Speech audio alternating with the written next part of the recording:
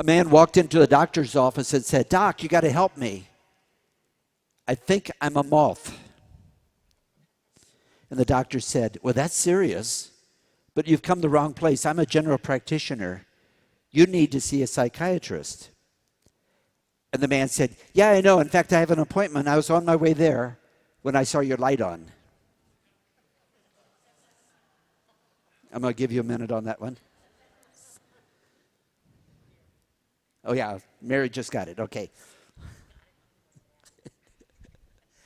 Every so often, we realize how we are attracted. Like a moth, we're attracted to light. And perhaps the bigger the light, the more we're attracted.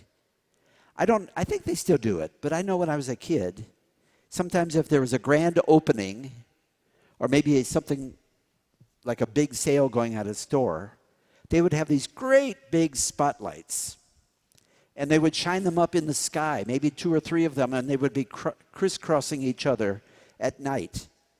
And I remember looking up, and especially if it was a dark night with clouds, so the light was reflecting, I would look up there, and I remember asking my parents, "What are they looking for? Is there a plane lost up there?"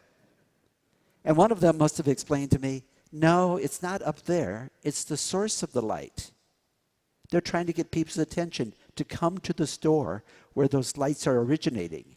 And I simply could not understand why we didn't right then and there get in our car and drive to that store. I wanted to see the light. We are attracted to light, great lights.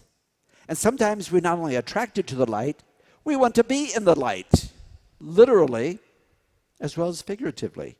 We want to have the spotlight on us. I don't know if you ever go see stage shows, especially musicals, but it's pretty common that especially at a very important moment where there's going to be the big number, the song, maybe with the star, they're standing right on the stage and the spotlight comes right on them. It's as if to say to the audience, in case you haven't figured it out, this is the person we want you to look at. Figuratively, people love to be in the light. We like to have attention. Not everybody, of course. There's always some who would shy away from it. Maybe they like to be in the dark, in the shadows.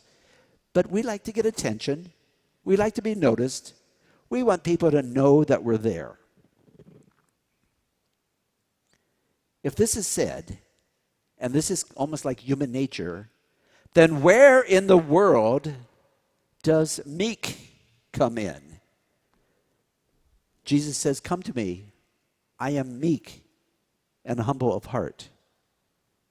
What's that all about? If everybody's drawn to the light, how can we also be meek? And why does that matter?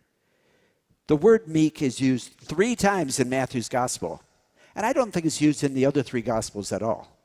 But in Matthew's gospel, 3 times. The first one is in chapter 5, the beginning of the Sermon on the Mount, the wonderful Beatitudes. Blessed are the meek. They will inherit the land. Then there's also chapter 21, which we read a couple months ago on Palm Sunday, the week before Easter. You know, when everybody's got the palm branches. And it talks about how Jesus entered Jerusalem. And it's a direct quote from our first reading today, Zechariah, because it says, "He will come in as a king, meek, and riding on an ass, with a colt, the foal of an ass." The king will be meek. And then today in chapter 11, Jesus says, "Come to me. If you're burdened, overwhelmed, if you're exhausted, if you're worried, and if life is just pressing on you too much, come to me. Take my yoke upon your shoulders and learn from me, for I am meek and humble of heart." Obviously, meek is pretty important, but we don't know what it means. So let's talk about that.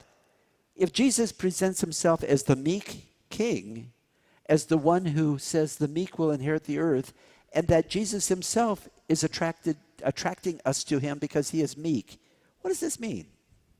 First of all, meek is not the false humility, like I am worthless, I am nothing, you should walk right all over me, I'll just be on the ground. That's not meek. I don't know what that is, but that's not meek. Nor is meek unwilling to accept recognition.